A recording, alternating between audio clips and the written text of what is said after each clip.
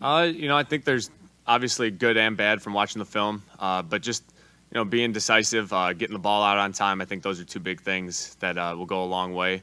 But just like I said after the game too, but just being more consistent as an offense. Each drive, going out there and executing.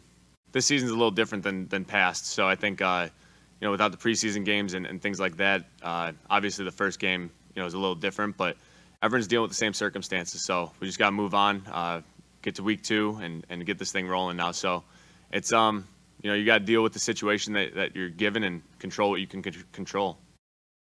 We've dealt with this before. I think every team, you got to deal with your injuries, next man up mindset.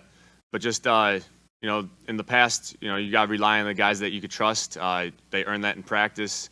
You earn that, vice versa. But I think it's really just about getting the guys out there who you feel confident in, who you know what they're going to do, and who will do it on Sunday. You got to move on week to week. Each defense you're going against is different, each defensive coordinator, and just, attack each week differently. And so I think our coaching staff puts us in a great situation every week of just putting us in, good plays to be successful. Jimmy, in the past, you've done extra kind of passing and catching drills with your receivers when things maybe have not gone well. Have you done that yet this season? Are you doing any little extra credit work? Yeah. I mean, we always do that. We, the little meetings that we do without the coaches, routes after practice, little things like that I think go a long way. And so, yeah, we've been doing that like normal.